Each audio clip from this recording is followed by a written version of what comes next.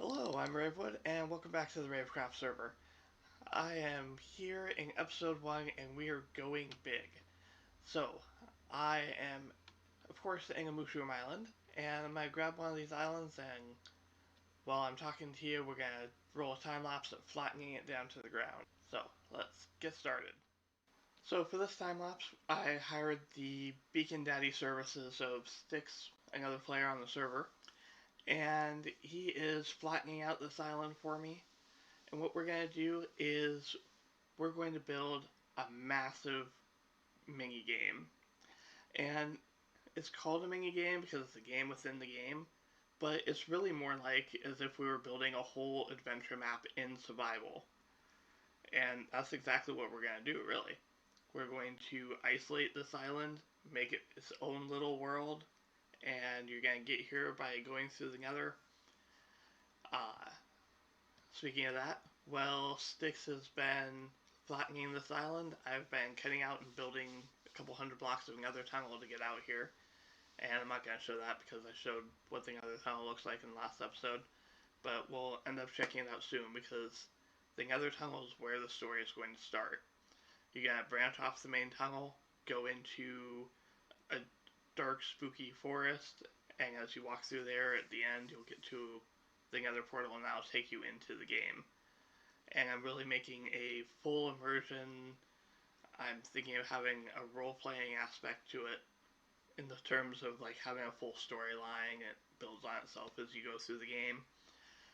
But the game itself is actually originally inspired by Decked Out, which is a game on the RaveCraft server made by Tango Tek. And it is just a fantastic game, looks like so much fun.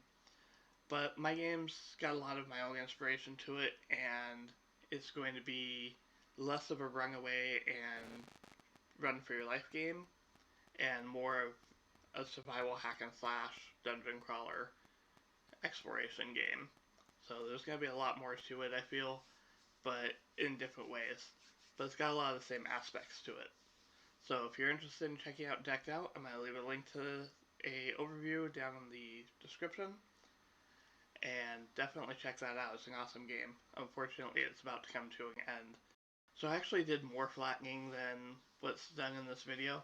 That whole upper right section in the upper right corner, I flattened that all out, and that's where the game's lobby is going to be. And when you come through the nether portal, you'll have a little bit more trail to walk down through the trees, and then it's going to open up into a village. And the village is going to be the setting for the game and the game's lobby. Everyone's going to have their own little house, and that's where they can store all their stuff for the game and drop off all their real life stuff so that it's not in the way. And then when you're ready, you'll go into the tavern and exit out through the back of the tavern into the dungeon itself, which is going to start off in the form of a forest, and that forest is going to connect up to all sorts of different areas. But the forest itself will also be full of bad guys. And everyone's going to start off with like an iron sword, I think. And as they go through, they're going to build up their gear by collecting it up in the dungeon or earning it as rewards for completing missions. And yeah, there's a lot more to it, but I only have so much time. So let's jump into it and see what this place looks like. Behind us, you can see the island's nice and flat. It's great. I actually decided I'm going to drop this down another couple blocks just because then the bats spawn, and I think that'll be a nice atmospheric thing here. But in the meantime, my plans keep expanding, and it turns out this island just isn't big enough. So, there's a nice little trick that we can use here. We are specifically making this in the mushroom biome so that we can control what mobs spawn, because mobs don't naturally spawn in mushroom biomes. So, anything that's mushroom field shore, those are all good for us. Now, if we walk backwards here out onto the ocean, I'm using Frostwalker boots, which I never liked before, but I started using them to work in the nether tunnels while I was building it so that the magma blocks weren't hurting me. And I've kept them on since, and I'm actually really starting to like them, although they're really tedious and annoying at times. Okay, now look at the biome up in the upper left. We're going from mushroom field shore right here to cold ocean. That's hard to control yourself in third person. Anyways, do you see how far out we were? That's a lot of usable space out around the edge of this island. And so we can really expand just by mapping out where the edge of the border is and making some artificial land out in the water. Because all this is usable land, and that's a lot of space that we need. So I'm going to work on mapping this out, but I'm going to do it all off camera because it's super boring and tedious, and we'll catch back up with you in a bit. Oh yes, these guys. So I'm specifically building this on Amushuum Island so that nothing spawns here. See, it's all dark over there. You can see there's just no mobs anywhere. Except occasionally around the edge, I get mobs spawning in, just like that spider that we just saw right there. And I think what's going on is that I think it's a problem with pack spawning. Because this is all Mushoom biome, there's no ocean blocks or any blocks in the ocean biome, and I've been checking and working on this. So what I think is happening is that there's a spawn attempt out here in the water, but because it's on water it can't spawn there. So it starts trying to look for pack spawns, which is where one mob spawns and then other mobs of the same type spawn around the same area. So I think mobs are trying to spawn out here in the water, and the pack spawning looking in the same area is catching the edge of the island here, and that's why I'm having mobs spawning on my island in a Mushoom biome. I need to do a little bit of research and make sure that seems plausible, but I am like 99% positive that's what's happening. It's kind of frustrating, but I have an idea on how to take care of that and to keep monsters out of the area. We're back and we got a massive amount of work done. So I got the whole outline stripped around, or laid out around the island, mapping out the edge of the biome, and some areas, and we really only got a few blocks here and there, you know, like probably a couple hundred extra blocks. But there was this little spit of land right here, and I thought, you know, I can tuck like one building in there, and that'll be all. But look at how much extra space we got. I can get at least 5 buildings in here. It's going to be a huge benefit to increasing the town size. Especially if I'm going to give everyone on the server a house of their own to put all their stuff in. I'm going to need at least 10 to 15 houses in here, plus the shops, and the inn over there. And right over in here somewhere, I want to put the village elder's house. I keep saying that backwards. So, I'm going to fill in the rest of that. Oh, speaking of filling in, I had a bunch of extra time where I couldn't record because it was too loud. So I put out 2.5 double chests of dirt and spread some grass. It's actually been spreading really well. So the area you see behind me is where I'm going to stick or move the nether portal to. And this area was all full of mycelium, so I knocked it all back and pushed the mycelium off the island entirely. And now what I want to do is take and figure out where exactly I'm going to put this nether portal. Now, that nether portal over there has a problem. I don't like the way that ended up being set up. Because you walk into the nether portal, and how many blocks on me? There we go. Okay, so you walk into the nether portal, but then you have to turn around when you come out. And I don't like that. I really want to set up this portal over here somewhere and do some experimenting, figure out exactly how it works, so that you walk into the portal, transit between dimensions, and then walk straight back out. And I feel like the ability to just go straight through and then straight back out is going to really help make more of a continuous path between dimensions, so that you feel like you are walking down that road, and that you're still walking down that road. And then I want to have the road curve somewhere pretty close to where the portal is, and suddenly you go around that corner and you're on the edge of a town. And then probably right in this area, so it'll be right next to where the path comes out, I want to put the village elder's house. And in there is where we're going to have all the rules and how to play and what to do in each area. And that way there we've got one spot that's kind of hidden away where we can stick all those rules, and then the rest of the town can be rules free, and it'll create more of an immersive experience and really help the players feel like they're actually heroes just arriving in this town. And probably somewhere around in this area we're going to stick the town market or town square and try to have most of the shopping areas around this town square. And then of course back over here will be the inn that lets us into the game. So I'm going to figure out the portal, start laying out some paths and marking out locations for buildings, and then we're going to be able to start actually building this town. We also need to get some elevation changing here. The grass is great, it's all looking beautiful, and the land's expanded out more, but we gotta get some elevation changing here. This is really kind of flat. So I'm gonna start working on that, and I will catch back up with you soon. I used to be an adventurer, but then I took an arrow to the shoulder. So, we have done tons and tons of work here, and I didn't have any time to record because there's people around. So, let's take a look at some progress that we made. Alright, so we step out of the portal, and we're hearing a little bit of a clearing. Gotta have a wall of trees all around us, with this path going through here. And I left in some torches so that you can see how it looks, because YouTube videos tend to get really dark. But you can see it's pitch black in the sky, and it is like high noon outside. So we'll take a look at this in just a moment, but I put out about 2 double chests of concrete. And this is kind of the tree wall I'm going for. You can certainly go back in here and wander around.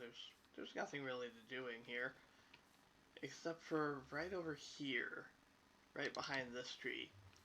So you see, I want to control all the mob spawns. I want to make sure that there aren't mobs in here that I don't want, like zombie pigmen that come out of the portals. So they're going to come out of the portal, and they're going to come right around this corner and walk in right here, and then they're going to fall in this trap and die. And I've got warning the players, because, we don't want them to die yet either. So this is right behind the portal, and they're going to walk over here. They're going to think they can step on that trapdoor, but they can't. So they're going to fall in there, and we got a wither rose down there that will kill them. And the whole reason why they want to do this is because behind these trapdoors, there's a turtle egg, and they want to jump up and down and crush that turtle egg, because they're very mean to the cute little turtles. So, if the players happen to see their way in here, they've got a warning before they fall down there and get themselves killed, and hopefully don't break my farm, or not farm, but my trap. But that block, that doorway is right there, and you can't see anything. I mean, you can barely get some glimpses if you're looking for it. So, hopefully, no one will ever see that, and they will just, wonder why there's never any zombie pigmen coming out of the portal. Alright, for the path, we're gonna wind over here and come around this corner and then over, and hopefully that'll be enough to create kind of a barrier between being able to see through all those trees, and you'll just get kind of hints that there's something up ahead. And then you come out around here, and boom, there's just village everywhere this direction. And we've got the village elder's house right here, which I'm going to stick rules and tutorials in on lecterns. So we've got different lecterns for different subjects. And I'm going to try and keep it brief, but this is a really complex game, so there's a lot to it. And then I've got just a little bit of a note here on how to decorate the inside of the house. And I've got some starting on some elevation change here. I need to finish filling it in. I was waiting for some of the grass to spread up here first. And I want to get more of this elevation changing here. And one thing that's really weird about Minecraft's lighting engine is if I break this block right here, the light actually goes down the outside of the wall, through the water, and then out through this water block there, and flows out into this area. So I actually had to block all that off, which I was planning on doing anyways, and make it all look nice and dark. My plan for this is some of this is going to end up having, or a lot of this is going to end up having a forest wall to make like an actual barrier around the outside of the town. But I also want to have like barricades and a hastily constructed wooden wall stretching around the outside of the town, because this is a town under siege from monsters, and the heroes are coming in to save the day.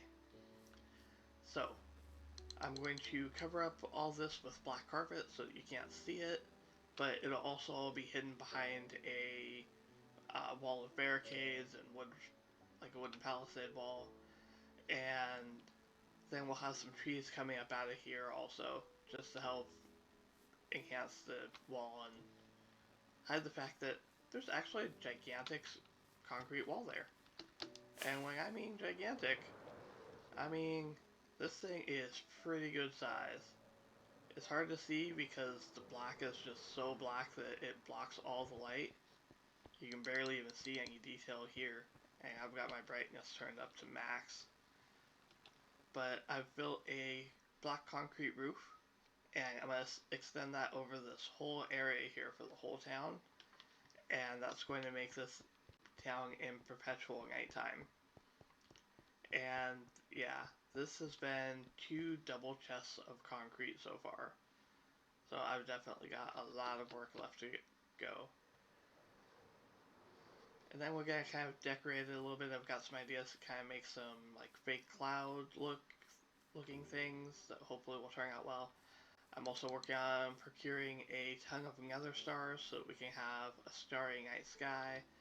Totally got that idea from Decked Out, and it's an awesome one. So we're gonna keep working on this, and I want to finish off that whole area right there, and then go figure out where that portal's supposed to be in the nether and build the nether tunnel side, which for spoiler purposes I'm probably going to keep hidden for the moment and have a fake wall across there so that people don't see it.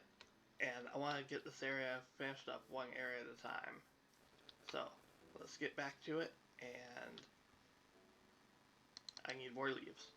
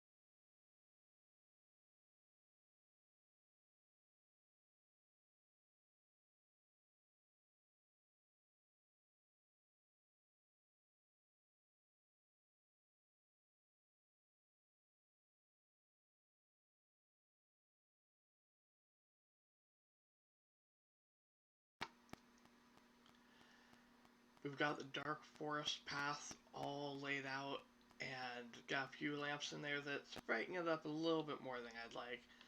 So let's go take a look from the village outer side, as if we're leaving and going back out.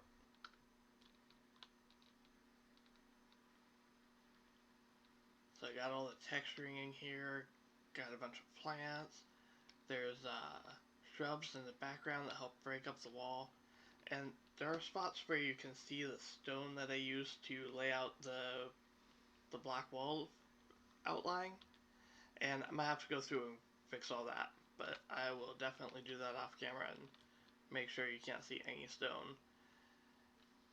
And oh, past it. We've got lanterns in here, and they're just kind of like old and overgrown and hidden, but they're producing a lot of light. So that's actually more light than I had intended. But the only thing to do about it would be we could replace them with soulfire lanterns. That should look good. It would reduce the amount of light through here. And yeah, look at this place. You can really see how this forest wall has just come to life, and there's just so much detail to it now. And this really didn't take that much time, just a couple hours for this whole place. So that's pretty good for a build this size. Alright, now all we have to do is build a whole village, and that whole dungeon, and a bunch of side areas, and do all the redstone, and figure out how all the game works. And someone's ringing my doorbell. So, I will catch you later, and until I see you next, have fun gaming.